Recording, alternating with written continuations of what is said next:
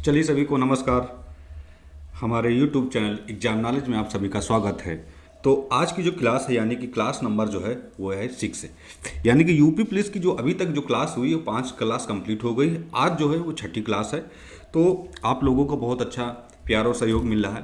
तो आप लोगों से रिक्वेस्ट करता हूं हमेशा कि आप लोग इसको लाइक करिए, सब्सक्राइब करें और कमेंट करके बताइए कि हमारी क्लास कैसी रहती है। ठीक है, तो चलिए हम शुरुआत करते हैं कि यानी कि आज जो है वो छठी क्लास है। तो जो हमारे यूपी पुलिस के जो प्रीवियस ईयर के जो क्वेश्चन हैं उनको हम सॉल्व कराते हैं।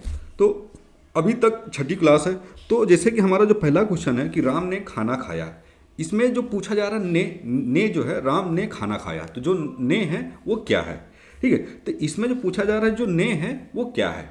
तो एक तरीके का अगर हम देखें राम ने खाना खाया, तो इसमें जो है ने क्या है, तो ने जो है वो एक हो जाएगा चिन्ह।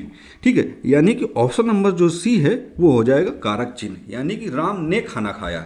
तो ने जो है वो एक तरीके का कारक चिन्ह हो गया।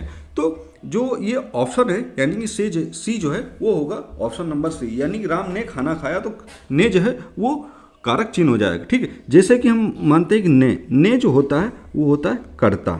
ठीक है, ने जो होता है वो होते हैं कर्ता, कर्ता का जो होता है कारक चिन्ह।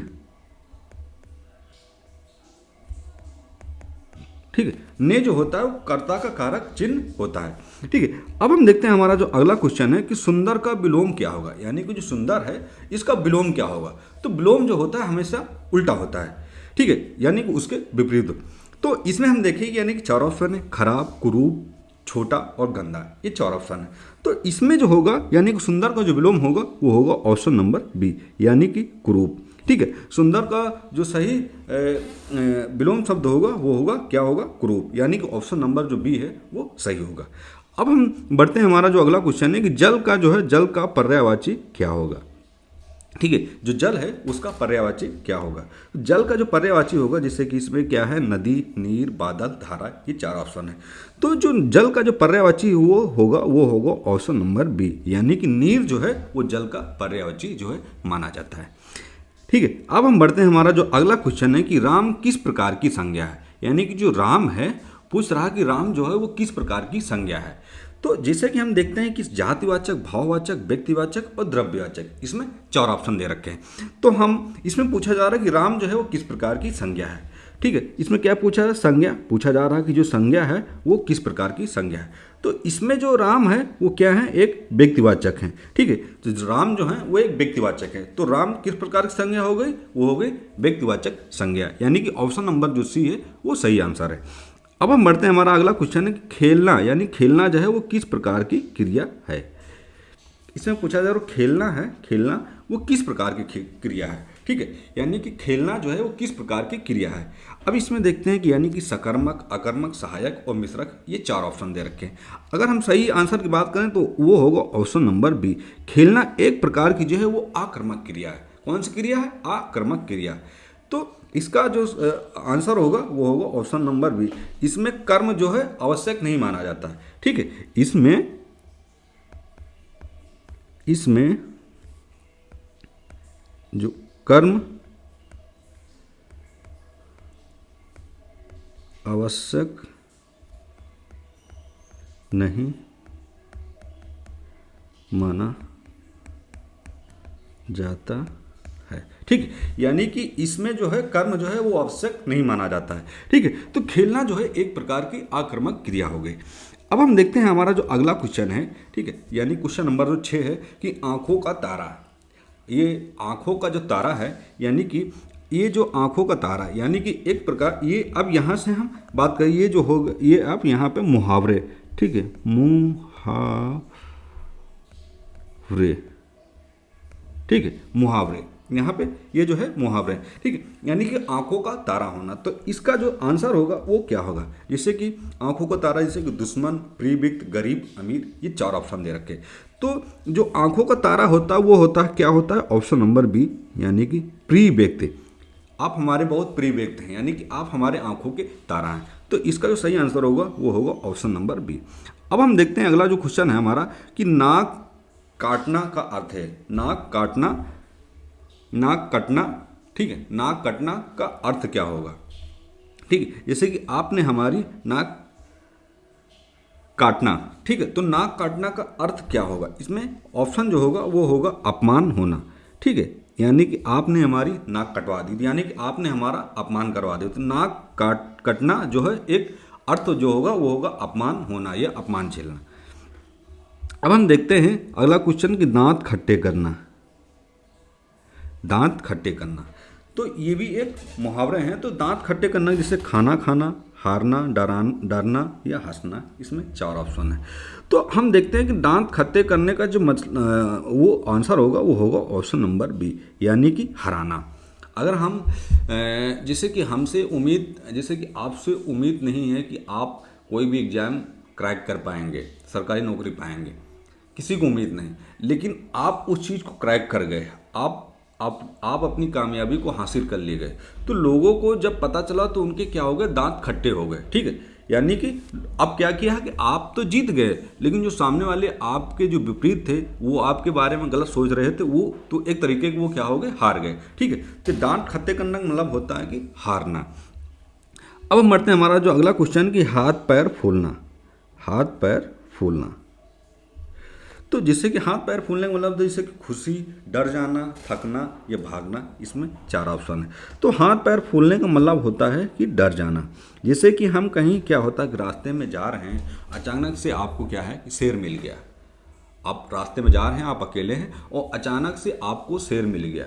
अब आपने शेर को देखा तो आप डर गए, ठीक है। तो डर गए यानी कि आपके जो हाथ पैर हैं वो फूल गए, कांपने लगे, तो आपके जो है वो हाथ पैर फूलने लगे। तो एक तरीके का हाथ पैर फूलने का मतलब होता है कि आप जो हैं वो डर गए। तो इसका जो आंसर होगा वो होगा डर जाना, ठीक है। अब हम बढ़ते हैं अगला जो क्वेश्चन कि आसमान पर सिर उठाना।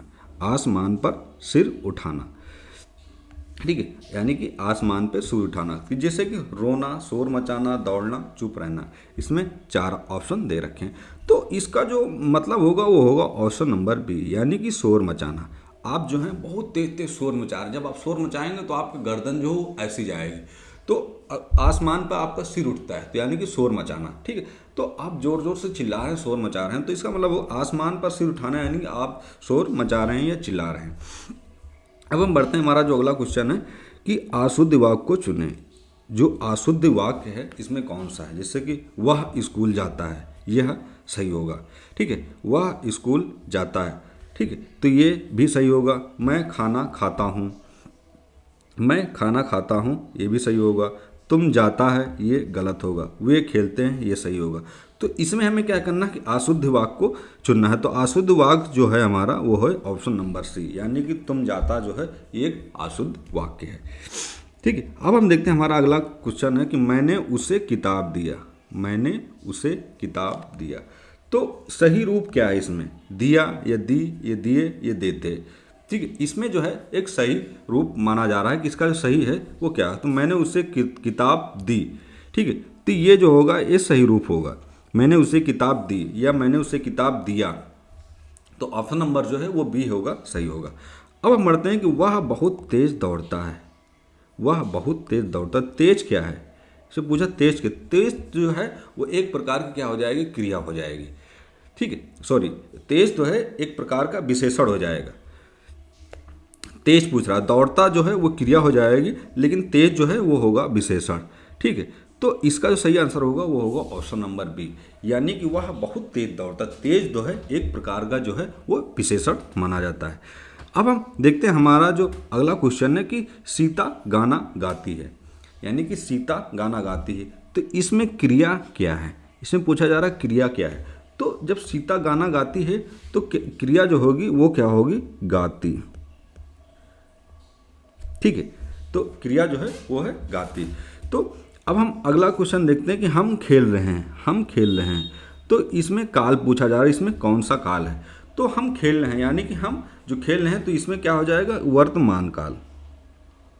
हम खेल चुके हैं तो ये भूतकाल हो जाएगा, हम खेलेंगे तो ये हो जाएगा भविष्य काल, हमने नहीं खेला तो ये एक अपूर्ण।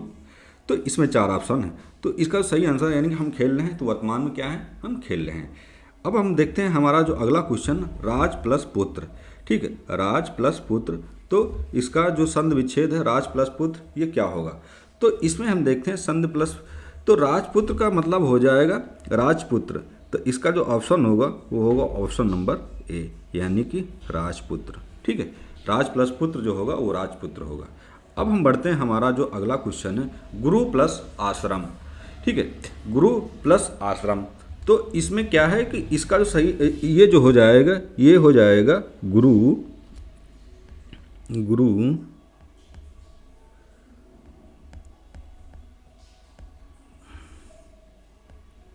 ये होगा गुरु आश्रम, यानी कि ये जो है एक दीर्घ संधि है। ठीक है, क्या है, गुरु प्लस आश्रम, गुरु आश्रम, तो ये जो है एक दीर्घ संधि है। अब इसमें हम देखते हैं दशानन, दशानन, दशानन। अब इसमें पूछा है इसमें कौन सा समास है, जो दशानन है इसमें कौन सा समास है। ठीक है, दशानन में कौन सा समास है, दशानन में जो समास होगा वो होगा बहुव्रीहि समास। कौन सा होगा, सॉरी,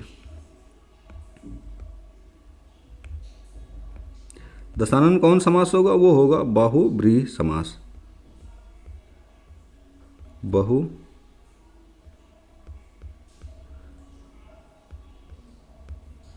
बहुव्रीहि समास। ठीक है, दशानन में कौन सा समास होगा, उसमें होगा बहुव्रीहि समास। अब हम बढ़ते हैं, हमारा जो अगला क्वेश्चन कि रामायण में कौन समास होगा, यानी कि जो रामायण है इसमें पूछा है इसमें कौन सा समास होगा।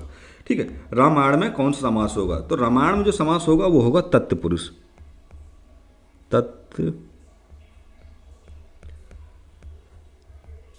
तत्पुरुष समास। ठीक है, रामायण में कौन सा समास होगा, रामायण में जो होगा वो होगा तत्पुरुष समास। अब हम देखते हैं, हमारा जो अगला क्वेश्चन है कि चतुर्भुज का अर्थ क्या होगा, यानी कि जो चतुर्भुज है इसका अर्थ क्या होगा।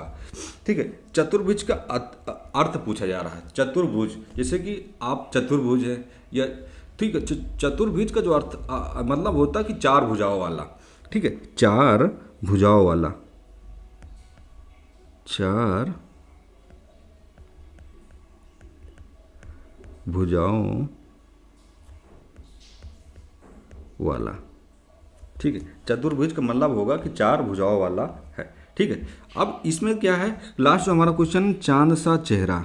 ठीक है, ये चांद सा चेहरा, ये चांद सा रोशन चेहरा, ये गाना आया था ना, उसका किसका था, हनी सिंह का, ये चांद सा रोशन चेहरा। ठीक है, तो इसमें पूछा जा रहा है ये चांद सा चेहरा। ठीक है, तो इसमें जो है इसमें कौन सा अलंकार है। ठीक है, इसमें जो पूछा जा रहा है कि ये चांद सा चेहरा, तो इसमें अलंकार पूछा जा रहा है, तो इसमें कौन सा अलंकार है, तो इसमें जो अलंकार होगा वो होगा उपमा अलंकार। ठीक है, कौन सा अलंकार होगा, वो होगा उपमा अलंकार। तो आप लोग को याद रखना है जब कभी ऐसा क्वेश्चन आए कि चांद सा चेहरा, तो आपको जो एक हनी सिंह का गाना आया था ये चांद सा रोशन चेहरा, तो याद हमेशा रखना कि इसमें जो है इसमें क्या है, उपमा अलंकार जो है, उपमा अलंकार आता है। ठीक है, तो आज की जो हमारी क्लास थी वो 6वीं क्लास थी यूपी पुलिस हिंदी की, तो ये आज कंप्लीट हो गई। तो प्लीज़ आप लोग लाइक करिए, सब्सक्राइब करिए, कमेंट करिए, बताइए कि वीडियो कैसी लगी। फिर हम मिलेंगे अगले वीडियो के साथ। जय हिंद, जय भारत।